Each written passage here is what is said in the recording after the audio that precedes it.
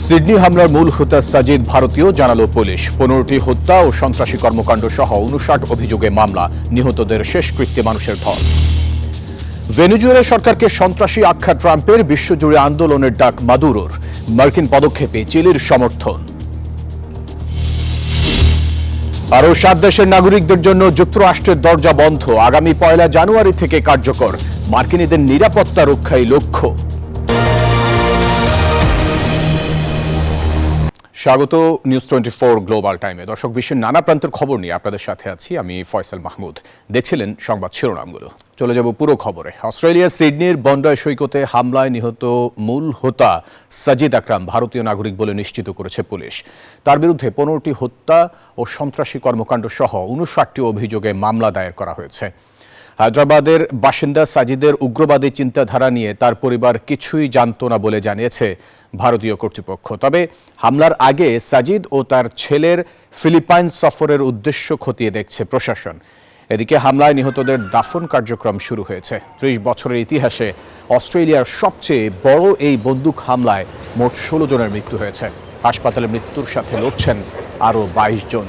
এদিকে ইহুদি বিদ্বেষ দমনে পশ্চিমাদের আরও তৎপর হওয়ার আহ্বান জানিয়েছে ইসরায়েল।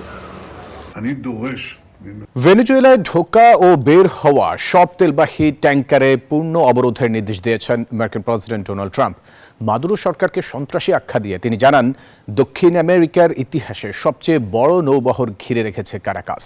এদিকে মার্কিন আগ্রাসনের প্রতিবাদে বিশ্বজুড়ে আন্দোলনের ডাক দিয়েছেন নিকোলো মাদুরো।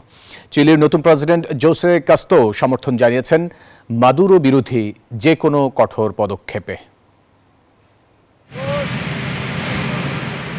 ট্রুথ সোশ্যালে মাদুরো সরকারকে সন্ত্রাসী আখ্যা দিয়ে ভেনেজুয়েলার সব তেলবাহী জাহাজে পূর্ণ অবরোধের নির্দেশ দিয়েছেন মার্কিন প্রেসিডেন্ট ডোনাল্ড ট্রাম্প। দক্ষিণ আমেরিকার ইতিহাসে সবচেয়ে বড় নৌবহর কারাকাসকে ঘিরে রেখেছে উল্লেখ করে মঙ্গলবার হুঁশিয়ারি দিলেন, প্রয়োজনে আরও বাড়ানো হবে এ রণসজ্জা। পাল্টা জবাবে কারাকাসে এক সমাবেশে মার্কিন অভিযোগকে ভুয়া খবর বলে উড়িয়ে দেন নিকোলা মাদুরো। দেশটির তেল ও খনিজ সম্পদ লুট করতেই ওয়াশিংটন এমন ঔপনিবেশিক আগ্রাসন চালাচ্ছে দাবি করে এর বিরুদ্ধে আন্তর্জাতিক ও ধারাবাহিক প্রতিবাদের ডাক দেন ভেনেজুয়েলার প্রেসিডেন্ট। মাদক পাচারের অভিযোগ সম্পূর্ণ মিথ্যা।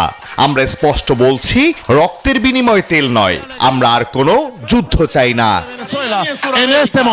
এদিকে মাদুরোর পতন ঘটাতে যে কোনো পদক্ষেপের পক্ষে চিলির নবনির্বাচিত প্রেসিডেন্ট জোসে কাস্তো। তিনি জানান, সরাসরি সামরিক হস্তক্ষেপ না করলেও স্বৈরাচারী সরকারের পতনের সব রকম সমর্থন দেবে চিলি। এক সপ্তাহ আগেই ভেনেজুয়েলার একটি তেল ট্যাঙ্কার জব্দ করে যুক্তরাষ্ট্র। পেন্টাগন জানায়, গত কয়েক মাসে মার্কিন হামলায় নিহত হয়েছেন 90 জন। তবে এসব গোপন অভিযানের ভিডিও ফুটেজ প্রকাশে অস্বীকৃতি জানিয়েছে মার্কিন প্রশাসন। Desk report, news 24। ফিলিস্তিনি পাসপোর্টধারী এবং 7 দেশের নাগরিকদের জন্য বন্ধ হচ্ছে যুক্তরাষ্ট্রের দরজা। মঙ্গলবার এই সংক্রান্ত নথিতে স্বাক্ষর করেছেন মার্কিন প্রেসিডেন্ট ডোনাল্ড ট্রাম্প। জানান, জাতীয় নিরাপত্তার স্বার্থে এই সিদ্ধান্ত নেওয়া হয়েছে। 2026 সালের 1 জানুয়ারি থেকে এই নিষেধাজ্ঞা কার্যকর করা হবে। দ্বিতীয় মেয়াদে ক্ষমতায় এসেই অভিবাসন নীতি কঠোর করেন মার্কিন প্রেসিডেন্ট ডোনাল্ড ট্রাম্প। তল্লাশি চালিয়ে আটক করা হয় যুক্তরাষ্ট্রে থাকা অবৈধ অভিবাসীদের। নথিবিহীন ভিন দেশিদের নিজেদের দেশে ফেরত পাঠায় তার প্রশাসন। পরিবর্তন করে ভিসা নীতিও।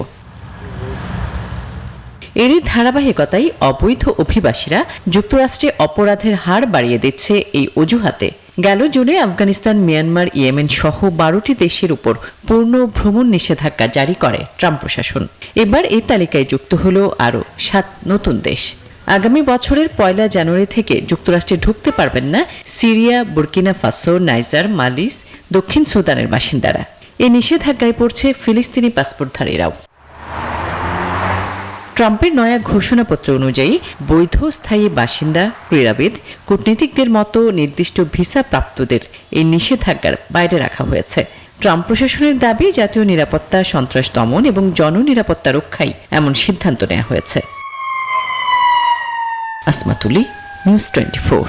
কারাবন্দী সাবেক প্রধানমন্ত্রী ইমরান খানের সঙ্গে দেখা করতে পাকিস্তান যাচ্ছেন তার দুই ছেলে কাশিম ও সুলেমান খান।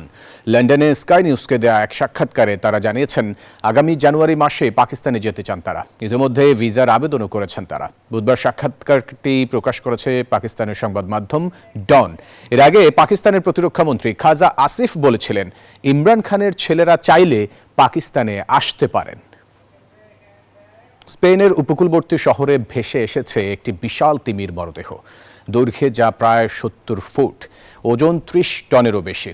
১৬ ডিসেম্বর স্পেনের ক্রুনা শহরের একটি বন্দরে ভেসে আসে মরা তিমি মাছটি। প্রায় ২১ মিটার বা ৬৮.৮৯ ফুট লম্বা তিমিটিকে উদ্ধারের পর ব্যাপক তৎপরতা শুরু হয়। তিমি মাছটির মৃত্যুর কারণ জানতে মৃতদেহটি থেকে আলামত সংগ্রহ করেছে ফরেনসিক দল। কর্তৃপক্ষ জানিয়েছে পরীক্ষার ফল পাওয়ার পর তিমিটির মৃত্যুর বিষয়ে বিস্তারিত জানা যাবে। মৃত মাছটির ওজন ও দৈর্ঘ্য এতটাই বেশি যে তা কেটে ছোট ছোট টুকরো করে উপকূল থেকে সরানো হচ্ছে।